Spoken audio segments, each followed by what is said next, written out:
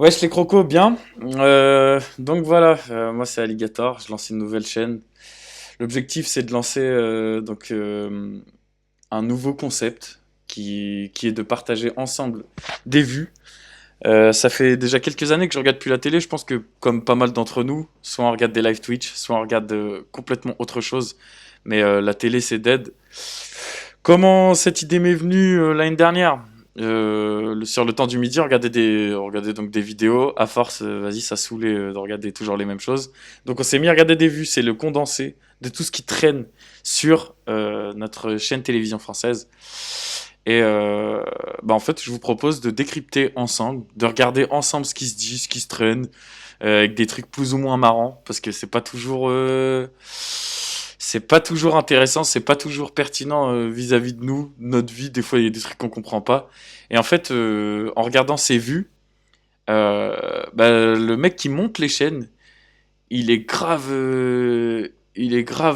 intéressé et il arrive à faire des choses qui me dépassent de loin parce que il arrive à lier des vidéos où est-ce que tu te dis non mais vas-y, c'est n'importe quoi là-dessus. Et donc voilà, je vous propose de commencer cette première vidéo. Je sais pas trop comment la lancer, j'espère que vous comprenez. De toute façon, euh, on va faire évoluer cette chaîne ensemble, la team. Et ah oui aussi, je suis une machine à mème, donc on va s'amuser à dire des conneries ensemble. Et surtout, n'hésitez pas à réagir dans le live. Voilà, voilà. Bon, c'est parti, on lance la première vidéo.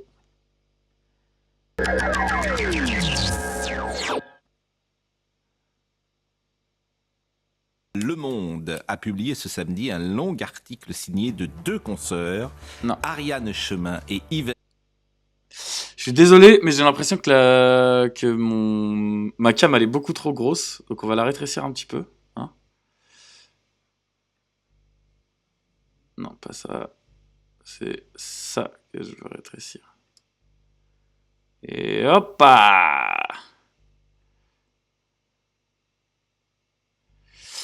je pense que c'est bien. Je sais pas ce que vous en pensez, mais moi ça me va bien. Trippenbach. T'es mal l'autre en bas à gauche, il regarde même pas la vidéo. Les médias, Bolloré défendent ouvertement la Russie, est-il écrit. Oh là! Je suis nommément président. Oh là! Comment se fait-il que Bolloré décide de défendre la cause de nos chers amis russes? D'ailleurs, nous les Russes, nous on y est pour rien. Si Macron il s'est décidé, il s'est chauffé comme ça dans sa chambre, moi personnellement, je suis pas chaud. J'ai pas envie d'aller me battre avec des mecs qui tournent à la vodka et qui se pétacent contre des ours, parce que si on suit ce que Candace Owens, elle a dit, le poteau Macron, il se battait avec son pote et puis d'un coup ils sont partis en couille.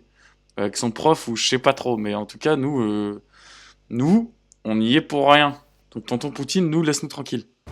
Eh bien, bonjour, bonjour et bienvenue dans Chacun son tour, ravi de vous accueillir. Comment ça va les enfants? Non, ce n'est pas défendre la Russie que d'expliquer qu'elle a gagné une guerre de position en Ukraine et qu'elle est aujourd'hui en position de force face à son ennemi. Vous êtes bons, hein. Ouah, ça date ces émissions-là. La terreur des boîtes de nuit, mesdames et messieurs. Est-ce que... Ouais, c'est vraiment ça, c'est télé-shopping. Est-ce que vous aussi, quand vous étiez plus petit, le dimanche matin, tu te levais, il y avait rien à la télé, il y avait pas T'es fou, il y avait que... Non, c'était pas le dimanche matin, mais quand tu te levais tôt et que t'avais ça le matin, t'étais semé, tu te disais, ouais, vas-y, il y a rien à la télé. C'est sans doute au nom de la liberté d'expression que le JD News a publié hier cette double page sur Ksenia Fedorova, ex-patronne de la chaîne russe RT France, financée par le Kremlin. Oh, tiens. Et hagiographique, une ode à la liberté de la presse, au pluralisme, écrit le JD News. Son livre banni, et on le rappelle, édité par Fayard, maison d'édition Bolloré. Elle était invitée. Maison d'édition Bolloré, encore une fois. La semaine dernière.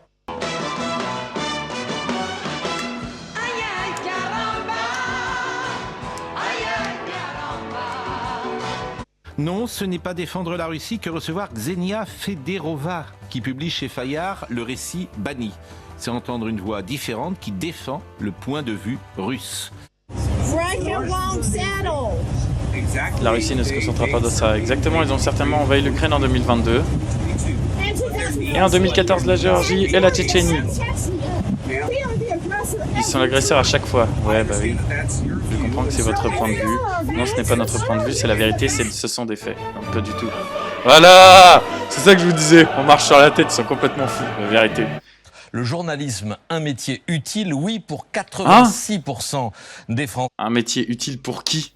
Jusqu'à preuve du contraire, le journalisme, en fait, on est passé de diffuser de l'info au grand nombre à maintenant, en fait, c'est une minorité puissante qui, eux, diffusent leurs infos et ce que eux ont envie de communiquer. À mon sens, hein, après, ça concerne que moi. N'hésitez pas à réagir, à me dire si je me trompe, mais moi, personnellement, je suis absolument pas de cet avis. Le journalisme, aujourd'hui, c'est utile pour les grands, pas pour diffuser de l'info en général. C'est... Bon, après, on va me dire que je suis complotiste et machin, mais c'est pas du tout le cas. Bonne nouvelle, les plus jeunes sont les plus nombreux à le trouver utile, 91% des 18-24 ans. Il y a bien longtemps que le journal Le Monde a tourné le dos à la vérité des faits et à l'honnêteté de l'information pour épouser une ligne éditoriale d'extrême gauche. Qu'attendez-vous en priorité des journalistes? 67% qu'ils vérifient les informations fausses. Non, les non, non, rumeurs, non, non, non, non. la- Non, moi je suis pas d'accord. Qu'attendez-vous des journalistes et des médias? Bah en fait, qui diffusent l'info. On leur demande pas de donner leurs avis ou leur point de vue, qu'ils vous aident à vous faire un avis ou une opinion à 32%. Mais quelqu'un a déjà répondu à toutes ces enquêtes là, parce que moi personne m'a jamais demandé mon avis. Hein. Qu'ils vérifient les informations fausses, les rumeurs, la désinformation. Bah non, du coup, puisque s'ils sont financés par un tel ou un tel, ils vont dire non, mais Bolloré, il est gentil, t'inquiète, bouge pas, t'inquiète pas. Qui vous apporte des informations pratiques, utiles au quotidien. Bah non, en fait, ça, tu demandes aux anciens, tu demandes aux gens qui ont un peu de vécu, tu demandes pas à des journalistes qui sortent d'études et qui, en fait, viennent d'un milieu social aujourd'hui où est-ce que, en gros, bah, ils vont défendre leurs copains, quoi. C'est les copains, on défend les copains. Informations. Une fois encore, je félicite à nouveau les lauréats de cette année. Je remercie tous les créateurs ukrainiens. Désolé de ne pas être en costume. Gloire à l'Ukraine. Guerre en Ukraine, la surenchère de la peur. En page intérieure, le JDD accuse le président de vouloir faire peur aux Français. Mais non, il s'est chauffé solo, là, oui. Les vieillards sont atterrés par les jeux de questions posées par leur canard préféré. En 1983. Manger de la soupe fait grandir. Faux. Et il nous apprend que les Russes... Le 6 mars. On ne sait pas où, on ne sait pas comment. Et Emmanuel Macron, ça, c'est vrai. en faisant peur aux Français, en nous disant Vladimir Poutine est aux portes de Paris, c'est une menace parmi d'autres. Aller dire que les Russes peuvent arriver aux frontières, j'allais dire même de l'Allemagne, tout ça est faux. La présidence de la République dément avoir employé les termes « faire peur » qui lui sont prêtés dans l'édition du jour du JDD. Ah, donc il est quand même revenu en arrière le 9. Il est revenu en arrière, enfin, ils ont fait un communiqué, l'Elysée, donc pour revenir sur dire non, on cherche pas à faire peur. Non, mais c'est toi qui t'es chauffé tout seul, poto Macron. Nous, on y est pour rien. On veut pas se péter avec les Russes. D'ailleurs, on veut se péter avec personne, parce que non seulement c'est nos impôts, et en plus, c'est toi qui vas titiller des gens sans même nous concerter avant. Moi, je vais pas défendre. Enfin, il y a certaines causes où est-ce que je vais défendre l'opprimé quoi qu'il arrive. Mais là, en l'occurrence, non, c'est nous qui sommes l'agresseur et après on se dit putain, je me suis fait niquer. Ni de son intention. En cette période grave où, face à la menace russe, la quasi-totalité des chefs d'État et de gouvernement européens prend des mesures inédites pour assurer leur défense, chacun doit veiller au respect de la parfaite véracité des faits. Bienvenue dans l'enfer des tranchées. Ma position à moi, elle est au bord du Dans l'enfer des tranchées, tu fous de ma gueule, il est tout seul. Et il y a juste un champ qui nous sépare d'une petite commune russe. Vincent Herouet, la vraie question, est-ce qu'il y a instrumentalisation de la peur, oui ou non? Je pose la question. La peur est un puissant levier. À cause de Malik Bentala, à chaque fois que je vois cette émission, elle, je la vois vraiment comme la poivrotte, et les autres qui sont là, genre comme des neuneux en train de végéter autour.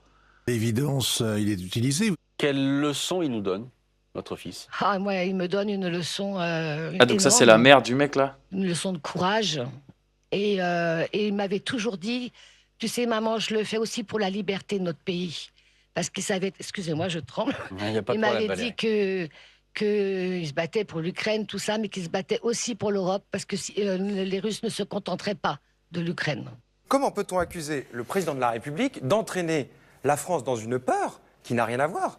Il y a juste un désir visiblement très français d'être du bon côté de l'histoire. Nous n'avons pas demandé ce combat. Nous n'avons pas demandé ce combat. Mais les Canadiens sont toujours prêts lorsque quelqu'un d'autre laisse tomber les gants. Les Américains ne doivent pas se tromper. En commerce comme en hockey, le Canada gagnera. Ouais. Bon après, le hockey, voilà quoi. La personne avec qui vous deviez Mais ça, vous marier. ces émissions-là, là, Marié au premier regard, L'amour est dans le pré, machin. Pendant longtemps, je me disais, mais qui regarde ça? Et en fait, là, je suis arrivé dans un nouveau job où est-ce que c'est là, comme dirait l'autre Alain Soral, ouais, la ménagère de 50 ans, ben, c'est vraiment ça. C'est vraiment des trucs de daronne où est-ce qu'elles se disent, vas-y, on regarde ça, nani. Ou les petits couples qui arrivent à la quarantaine, qui savent pas quoi regarder à la télé. Et ils se retrouvent à regarder Marié au premier regard, des trucs où est-ce que c'est fade. Ils te font 72 émissions, enfin en tout cas moi de ce que j'ai compris de mes collègues, hein, ils te font 72 émissions où est-ce que ça traîne, ça traîne, ça traîne. Même eux ils trouvent ça lassant, mais vu qu'il n'y a pas d'autre contenu à proposer, bah voilà. C'est l'histoire de milliers d'Américains qui ont soutenu Donald Trump et qui se retrouvent aujourd'hui au chômage. En février, les licenciements ont bondi de 245%, plus de 172 000 postes ont été supprimés. Bah, c'est triste pour eux hein, qu'ils soient tous au chômage, mais ça va, ça vit. Hein. Le 11-3, ils sont en short, palmier, ça riche. Hein. Ah, ils sont là cette année. Hein. Jamais vu depuis la période Covid où le pays était quasiment à l'arrêt. Posté par un habitant, ces portraits de dizaines de civils assassinés depuis jeudi. Leur point commun, ils sont alaouites, la minorité religieuse dont est issu Bachar el-Assad. Ouais. Dans les villes et villages de l'ouest syrien, les mêmes images, des cadavres qui s'amoncellent et celles des bourreaux qui humilient leurs victimes. Franchement, ils leur demandent... C'est un ressenti chelou, mais j'ai l'impression que les musulmans, plus le temps passe, et plus ils font plus 5 prières par jour, mais 6. La 6e, c'est ils vont prier leur mort quasiment tous les jours, aux 4 coins du monde, hein, c'est incroyable. Aboyer à 4 pattes comme des chiens. Mais pourquoi on n'en voit pas? Pourquoi on n'en voit pas tous les gens qui font... Qui se font dominer là, qui se déguisent en chien, j'ai vu ça il y a pas si longtemps que ça, ils se déguisent en chien, ils vont aboyer, ben voilà, allez là-bas. Treillis sont des soldats de la nouvelle armée syrienne ou des djihadistes de groupes alliés qui revendiquent leurs crimes sanglants sur les réseaux sociaux. On les a massacrés. Et voilà. Bon l'équipe, j'espère que ça vous a plu. C'est la première vidéo, c'est le début du concept. Remontez-moi toutes vos critiques, dites-moi ce que vous en pensez, si c'est un truc qui est viable, s'il y a des trucs que vous avez trouvé pas correct, ou enfin toute critique est bonne à prendre. Si mon langage n'était pas suffisamment adapté à mon genre de contenu. Et voilà, bah écoutez, à bientôt. Je ferai, à chaque sortie de vidéo, j'essaierai de faire une vidéo en lien avec le jour même. Ciao.